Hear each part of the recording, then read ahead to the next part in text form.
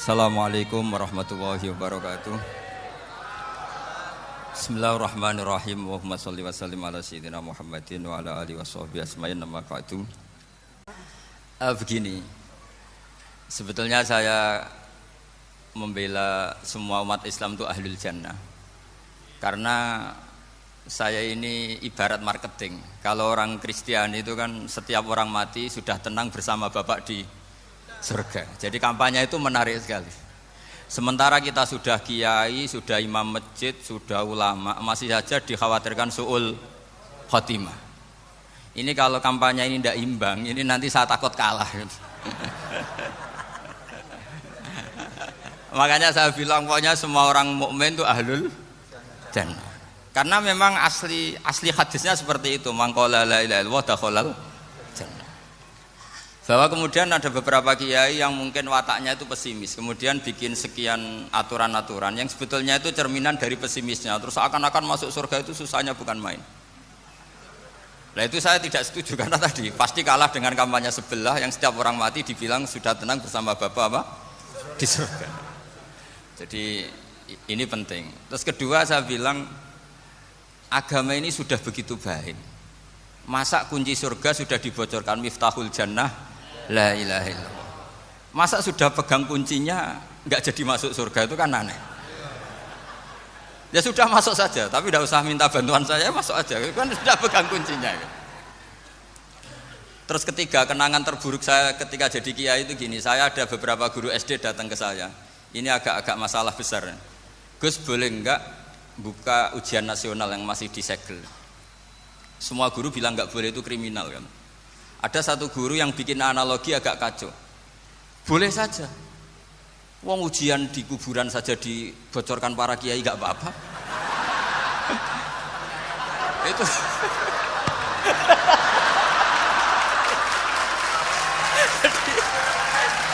tapi ini kriminal ya.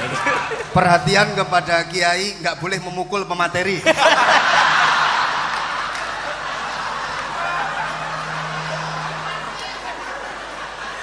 Jadi tentu itu analogi yang salah kan. Marrobuka kan, Tuhan kamu siapa, Nabi kamu. Tuhan kamu siapa, Nabi kamu siapa, imam kamu siapa. Ini kan sudah dibocorkan oleh para kiai. Artinya apa? Nak raiso jawab kebablasan gitu. Terus guru ini berpikir kalau ujian akhirat sekrusial itu saja bisa dibocorkan, kenapa ujian nasional tidak boleh? Tentu ini kias yang salah, saya tidak ngajari seperti itu. Tapi saya ngajari ke kalian betapa mudahnya masuk surga. Kunci jawaban sudah dikasih, kunci pintu masuk sudah dikasih. Kok sampai tidak masuk, ini kebablasan. Paling salah gurunya. Jadi ini kenapa saya sering cerita orang mukmin semuanya itu min ahlil jannah. Itu saya jamin. Sama tidak usah takut su'ul khotimah, tidak usah takut berlebihan seperti itu. Karena setahu saya, setidaknya saya mewakili ulama zaman ini. Rata-rata guru kita ini bermadzhab Syadzili dalam berkeyakinan berpikir tentang Allah. Di antara ini yang mulai saya ngomong serius, supaya tadi kan guyonannya sudah diambil Gus Reza sama Gus Kausar. Saya tahu kenapa mereka guyon. Kalau ngomong serius takut kalah sama saya.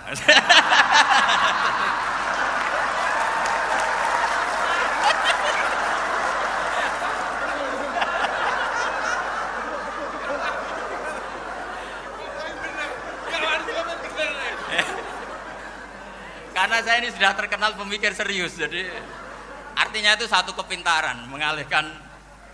Ya, oh ya, sudah itu satu kecerdasan. Tidak hanya ngalim tapi betul cerdas. Jadi itu bukti beliau-beliau ini cerdas itu.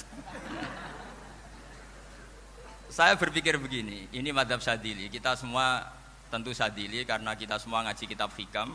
Kita tahu kitab Hikam itu muridnya Abul Abbas Al-Mursi. Abul Abbas Al-Mursi muridnya Syekh Abil Hasan apa? Asy-Syadzili. Saya masih ingat betul makalah itu dan saya ulang-ulang. Setiap saya ngajar di sarang saya ajarkan itu. Kilali kata Abul Hasan Asy-Syadzili, saya pernah dapat hatif, dapat semacam ilham. Apa makna min syarril waswasil khannas?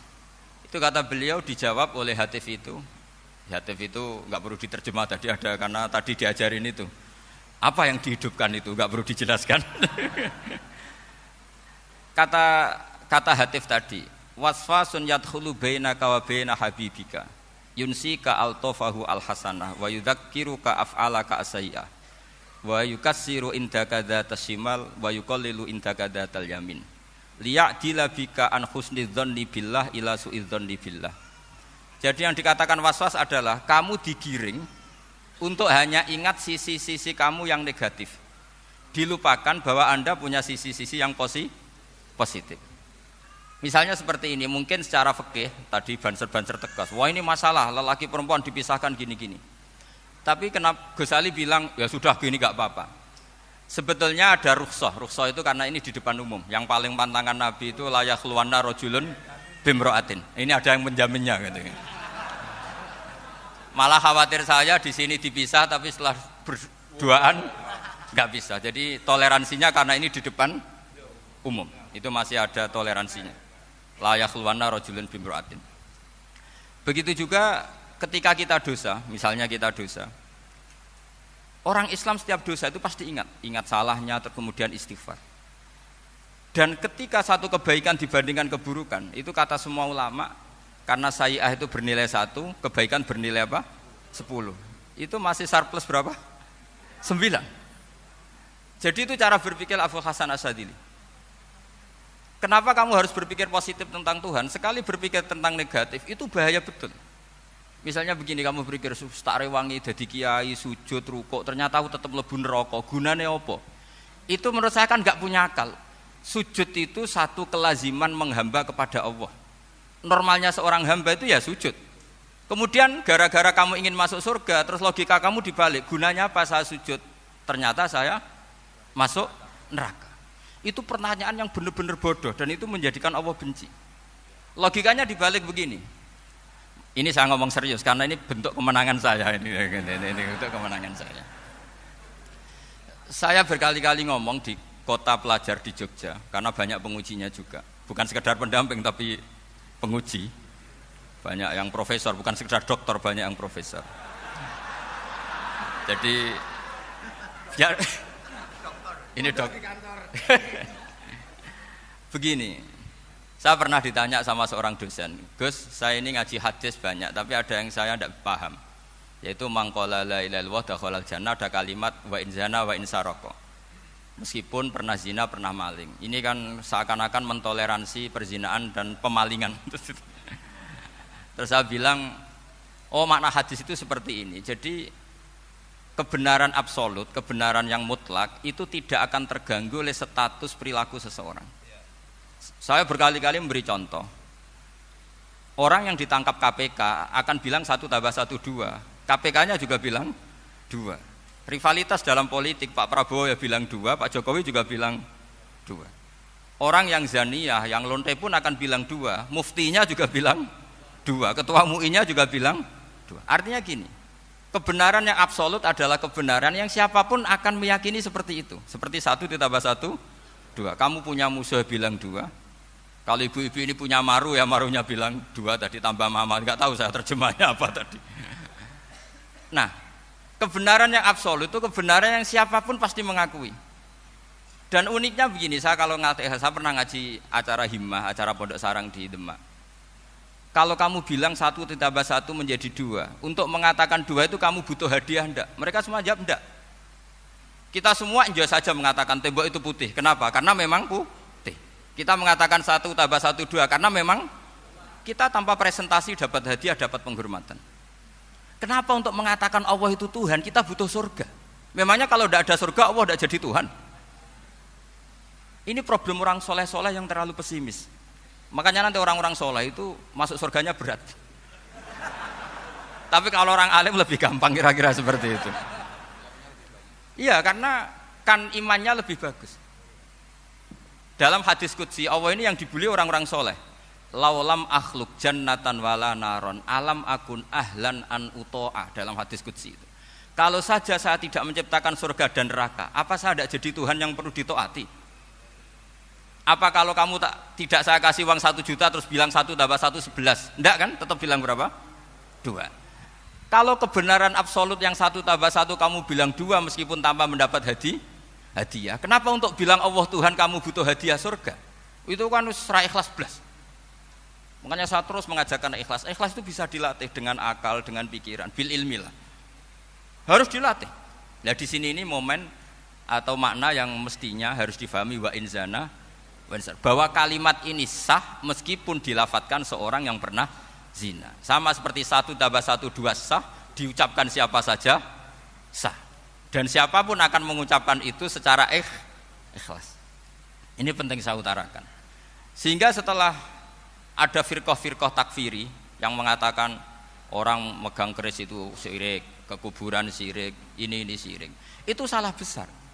Salahnya adalah tadi kalimat-kalimat atau kebenaran-kebenaran absolut ini sudah jadi sibghatullah man ahsanu minallahi sibghah. Kalimat ini begitu absolut di hatinya orang mukmin. Sehingga ketika terganggu oleh hal-hal yang adat istiadat kayak pegang keris, kayak apa, ini tidak mengganggu. Tetap kualitas iman ini di atas keyakinan adat membawa apa keris. Kalau orang membawa keris menjadi syirik karena percaya sama makhluk. Orang misalnya kejawen kalau nggak bawa keris nggak nyaman. Orang kota itu kalau nggak bawa ATM juga nggak nyaman. Itu tidak dihukumi syirik. Kamu pergi lupa bawa HP nyaman ndak? Ndak, kenapa ndak dihukumi syirik?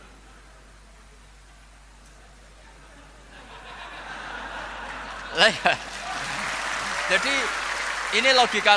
Jadi makanya ini Gus Reza boleh ngeritik saya itu berkali-kali bilang saya termasuk ulama yang mau bikin gerakan cangkem elek. Karena nanti kalau saya nisbatkan ke Rasulullah itu tidak pantas karena Nabi ahsanan nasi khalqau wa khuluqa. Tapi saya siap jadi bempernya Rasulullah sallallahu alaihi wasallam. Pernah ada diskusi di Jakarta, ini kisah nyata. Apa dalilnya setelah sholat salaman? Mana hadisnya? Itu dijawab hadisnya tentu kita kesulitan. Kalaupun ada hadisnya dhaif semua yang masalah musafahah. Akhirnya mau tidak mau dijawab pakai cangkem elek. Boleh enggak kamu setelah salam nyalain HP yang off? Boleh. Boleh enggak ke kamar mandi? Boleh.